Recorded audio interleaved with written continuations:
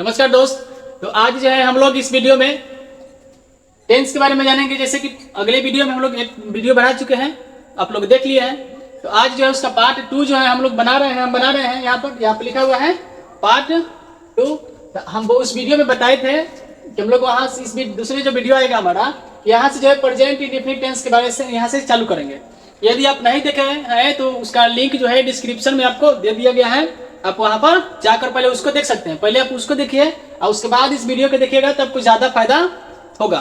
तो हम तो कहेंगे कि आप पहले जाकर उस वीडियो को देखिए, उसके बाद ही इस वीडियो को आप देखिएगा। यदि आप टेंस में कुछ भी नहीं जानते हैं तो इस वीडियो को देखिए, पहला देखिए और पार्ट 2 देखिए, आपको बहुत ज्यादा फायदा होने वाला है। यदि कुछ भी नहीं जानते हैं तो एकदम पूरा बेसिक से बात किया गया है, तब हम पार्ट 2 लेकर इस वीडियो में आए हैं। तो चलिए यहाँ पर देखिए क्या लिखा है कि प्रेजेंट इंडेफिनिट टेंस जो है किसे कहते हैं, यानी प्रेजेंट इंडेफिनिट टेंस की पहचान क्या होता है, यानी चिन्हेंगे कैसे कि यही प्रेजेंट इंडेफिनिट टेंस है।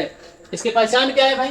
हम लोग जानते हैं कि जिस हिंदी क्रिया के अंत में जिस हिंदी क्रिया मुख्य लिख सकते हैं, जिस हिंदी मुख्य हिंदी क्रिया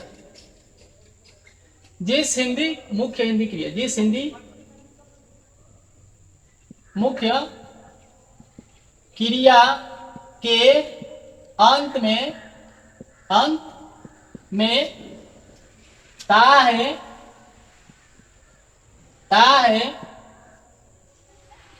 ती है, ते है, रहता है, उसे प्रेजेंट इंडेफिनिट टेंस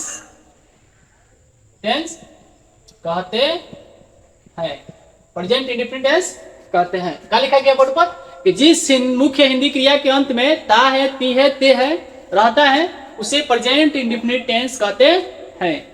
जैसे यहाँ पर लिख दिया जाए, जैसे एग्जाम्पल के रूप में लिख दिया जाए, एग्जाम्पल कि मैं पढ़ाता हूं, मैं पढ़ाता हूं।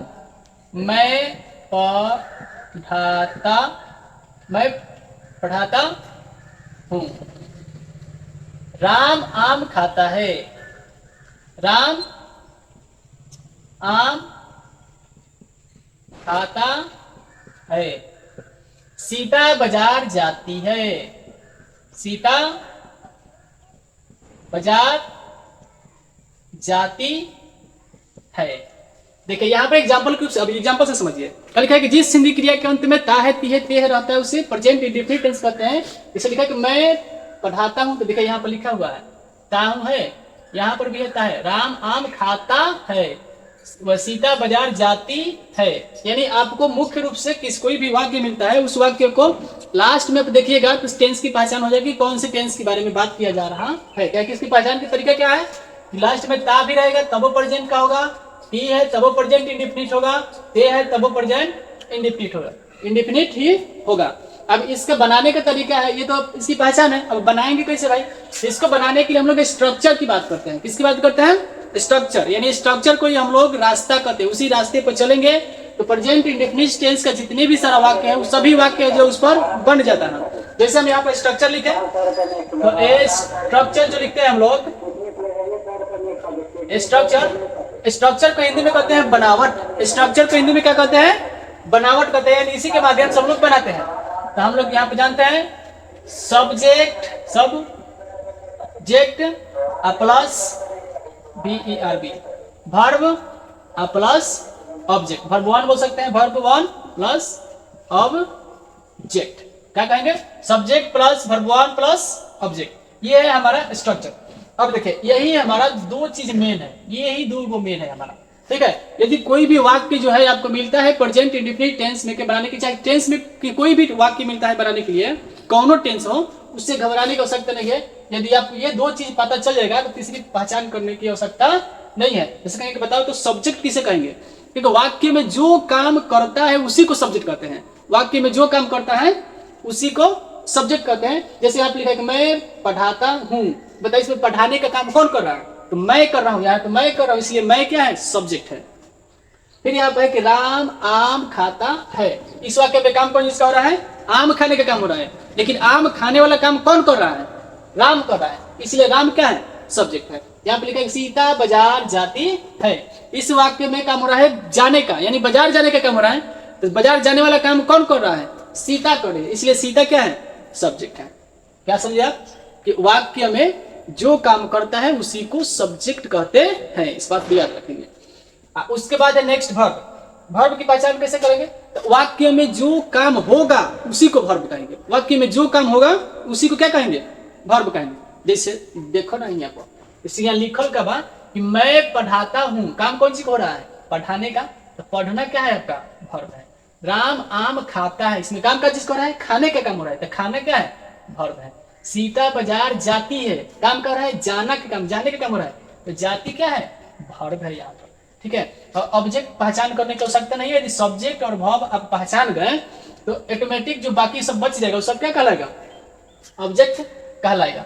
लेकिन अब इसको में बनाने के लिए कुछ और भी नियम होते हैं। जैसे अब इसको बनाने के लिए हम लोग एसीएस का भी प्रयोग करते हैं इसमें। ठीक है, बात है कि एसीएस का कहाँ पर प्रयोग करेंगे, तो हम कहेंगे थर्ड पर्सन के सिंगुलर नंबर के साथ, थर्ड पर्सन के, नोट करके लिख लेंगे, यहाँ पर लिखिए देते हैं नोट, यानी क्या लिखेंगे, third, THIRD, third person, third person, third person के singular, singular, singular, singular number, NUMBER, third person के सिंगुलर नंबर के साथ वर्ब में एस या ईएस का प्रयोग होता है, प्रयोग होता है। क्या लिखा गया है, थर्ड पर्सन के सिंगुलर नंबर के साथ, सिंगुलर नंबर के, यहाँ पर साथ छूट गया है, सिंगुलर नंबर के साथ, एक मिनट कहाँ छूट गया, सिंगुलर नंबर के यहाँ पर छूटा हुआ है साथ, ठीक है।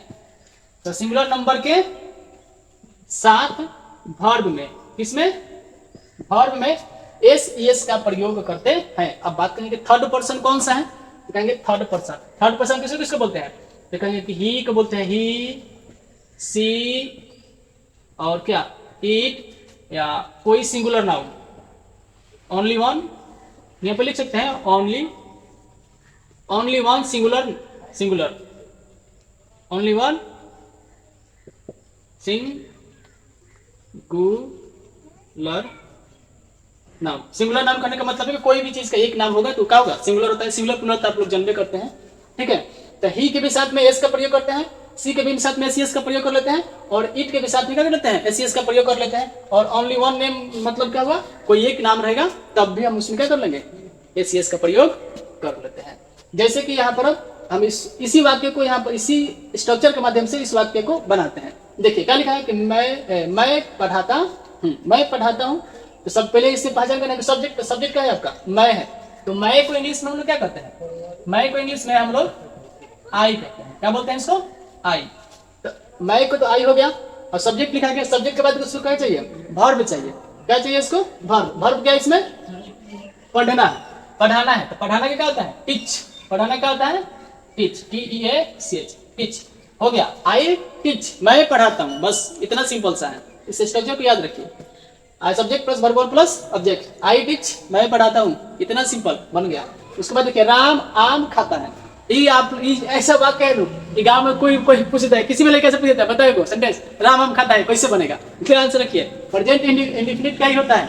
लेकिन कुछ बच्चे जो है गलत कर देते हैं। तो गलत इसलिए करते हैं क्योंकि उसके बारे में ज्यादा जानकारी नहीं होता है, इसके लिए गलत कर देते हैं। तो आप जानिए ना कैसे बनेगा। देखिए राम आम खाता है, तो राम भाई का मतलब क्या है, राम आपका सब्जेक्ट है, तो यहाँ पे लिख लेंगे राम। अब उसके बाद चाहिए वर्ब। वर्ब इसमें क्या है, खाना। अभी बताए ना कि वाक्य में जो काम होगा उसी को वर्ब कहेंगे। तो काम क्या जिसका हो रहा है, खाने का हो रहा है, तो खाना आपका क्या है, वर्ब है। तो खाना क्या कहेंगे, इट, EAT, इट। क्या खा रहा है, तो आम खा रहा है। Ram it a mango. क्या लिखेंगे, MANGO, मैंगो। अब कहेंगे ए क्या लगा दिया है, तो बताइए एक बार में एक नंबर खाएंगे, 4 को थोड़ी खाएंगे, ये बात है।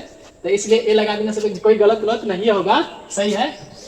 अब बात रहा कि ये बोलिए तो वाक्य आपका सही बना है कि गलत बना है। तो गलत बना हुआ है। क्या बना हुआ है? गलत बना हुआ है। फिर कहेंगे गलत कैसे हो गया? हम तो बनाए वैसे ही, राम ईट ए माई, सही है। लेकिन नोट को पढ़िए एक बार, यहाँ पर क्या लिखा हुआ है कि थर्ड पर्सन के सिंगुलर नंबर के साथ वर्ब में एस सी एस का प्रयोग किया जाता है। थर्ड पर्सन यानी ही, सी, इट या कोई एक नाम। तो कोई एक नाम में राम जो लिखा हुआ है, राम सिंगुलर है ना, है तो राम जब सिंगुलर है तो एस का प्रयोग, सी एस का प्रयोग हम कहाँ करते हैं? वर्ब में करते हैं। तो वर्ब में क्या लगा लेंगे? एस लगा लेंगे। अब इसको पढ़ेंगे राम इट्स ए मैंगो। अब हुआ आपका सही। क्या पढ़ेंगे इसको? Ram it's a mango. अब ये जाकर हो गया सही। अब ये कहीं से गलत नहीं है। फिर यहाँ पर है सीता बाजार जाती है। अब सीता बाजार जाती है तो सीता के चलो बाजार में पहुंचाओ जाओ। सीता बाजार जाती है तो सीता भी सब्जेक्ट, काम हो रहा है बाजार जाने का, सीता सब्जेक्ट है, सीता जा रही है। यहाँ पे लिख लेंगे सीता, सीता। उसके बाद सब्जेक्ट हो गया, वर्ब चाहिए। इसी स्ट्रक्चर पे बनेगा, याद रखिएगा, यही एक स्ट्रक्चर है। सब्जेक्ट, उसके बाद वर्ब। तो वर्ब क्या है इसमें? जाना। जाना को क्या कहेंगे? गो। और उसके बाद गो के बाद क्या लिखेंगे? तू कहाँ जा रही है? तो बाजार जा रही है। ऑब्जेक्ट में क्या है? देखो सब्जेक्ट लिखा गया आपका, वर्ब भी लिखा गया। अब कहाँ बच गया? ऑब्जेक्ट। ऑब्जेक्ट है, कहेंगे हाँ ऑब्जेक्ट है, क्या है? बाजार आपका ऑब्जेक्ट है। अगले बार बताए थे कि सब्जेक्ट और वर्ब को छोड़कर बाकी जो बच जाता है उसको ऑब्जेक्ट कहते हैं। तो बचा क्या है? बाजार ही ना बचल है। तो बाजार आपका क्या है? ऑब्जेक्ट है। तो ऑब्जेक्ट है बाजार। तो बाजार को इंग्लिश में क्या कहते हैं? मार्केट बोलते हैं। MARKET, market. बोलो तो सही है कि गलत? हाँ तू बताओ तो सही है कि गलत बा? गलत बा। गलत है। क्या है? गलत है। गलत क्यों है? क्योंकि यहाँ भी वर्ब में एस सी एस का प्रयोग नहीं हुआ है। यहाँ पर इस बात को बनाने के बाद इसको याद कीजिए कि आगे सब्जेक्ट देखिए कि सब्जेक्ट कहीं थर्ड पर्सन के सिंगुलर नंबर नहीं ना है। यदि सिंगुलर नंबर है तो वर्ब में एस सी एस का प्रयोग होगा। तो सीता सिंगुलर है ना हो, तो सीता जब सिंगुलर है तो वर्ब में क्या लगेंगे? एस लगाएंगे कि यस लगाएंगे? यस लगाएंगे। अब यस क्या लगाएंगे? हम एस लगा दिए, हमें यस, ये समझने वाला ही बात है। यदि किसी वर्ड के लास्ट वाला जो लेटर होता है, वोवेल होता है, उसके साथ में क्या लगता है? यस लगता है। अब इसको पढ़ेंगे राम, सीता ने लिखा है Sita goes to market, Sita बाजार जाती है। समझ में आया? फिर आइए इसका निगेटिव ले लेते हैं। निगेटिव अब कैसे बनेगा उसको भी आपको बताते हैं। दूसरा है कि वह स्कूल में नहीं पढ़ता है। ठीक है, तो अब यहाँ पे देखिए वह स्कूल नहीं पढ़ता है, तो वह जो है वह कहते ही भी होता है और सी भी होता है। तो यहाँ पर आपको डिसाइड करना होगा कि वह नहीं पढ़ता है, इसका मतलब ये पुरुष की बात किया जा रहा है कि स्त्री की बात किया जा रहा है? तो आप सोचिए वह स्कूल नहीं पढ़ता है, इसमें पुरुष की बात की जा रही है। अगर महिला का होता तो वह नहीं पढ़ती लिखा होता। ठीक है, तो आप लोग जानिएगा। तो वह स्कूल में नहीं पढ़ता है, इसका मतलब पुरुष की बात है। यहाँ पर वह कहते क्या लिखेंगे? ही। सब्जेक्ट क्या है हमारा? ही है। तो पहले सब्जेक्ट चाहिए स्ट्रक्चर के माध्यम से, तो ही लिखेंगे। ही के बाद क्या चाहिए इसको? डू या डॉज। अब बताइए डू डॉज, ही जो है वो थर्ड पर्सन के सिंगुलर नंबर है। इसमें देखो ही है नो, तो यही है थर्ड पर्सन के सिंगुलर नंबर। इसी के साथ में क्या लगता है? डॉज लगता है। तो यहाँ पे लिखेंगे डॉज। क्या लिखेंगे? डॉज। और डॉज के बाद इनसे क्या चाहिए इसको? नॉट चाहिए, तो लिखेंगे नॉट। अपना से कुछ भी नहीं करेंगे, अपना खोपड़ी नहीं लगाना है। यहाँ पे स्ट्रक्चर लिखा हुआ है, अब बस स्ट्रक्चर को देखिए और धीरे धीरे आगे बनाते चलिए, आपको 100% सही बनेगा। अपन दिमाग लगाइएगा, इन्होंने फिसल जाइएगा। ठीक है, स्ट्रक्चर सामने लिखा है, इसी को बनाइए। उसके बाद है वर्ब। वर्ब क्या है? पढ़ना। पढ़ना क्या होता है? Read, READ, read. उसके बाद क्या? ऑब्जेक्ट। स्कूल में लिखेंगे इन स्कूल। ऑब्जेक्ट क्या है? अभी में बच गया, स्कूल में बच गया, तो इन स्कूल, SCHOOL, ये हो गया हमारा स्कूल। इसको क्या पढ़ेंगे? He does not read in school, वह स्कूल में नहीं पढ़ता।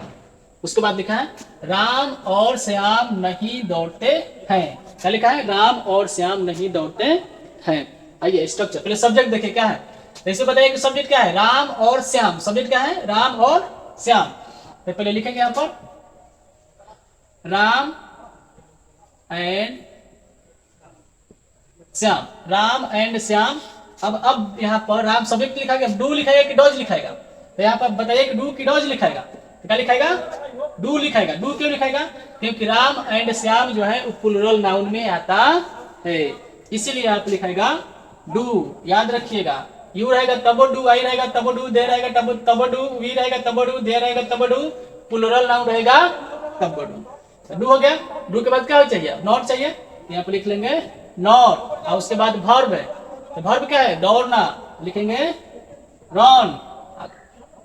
बन गया, हो गया। उसके बाद क्या लिखेंगे? Ram and Shyam do not run, Ram और श्याम नहीं दौड़ते हैं। ठीक है, तो अब जो है हम लोग यहीं पर वीडियो को बंद करते हैं, फिर मिलेंगे नेक्स्ट पार्ट 3 में। तो वहां पर उस आगे की प्रोसेस जो है इंट्रोगेटिव बताया जाएगा। तब तक के लिए thank you, best of luck.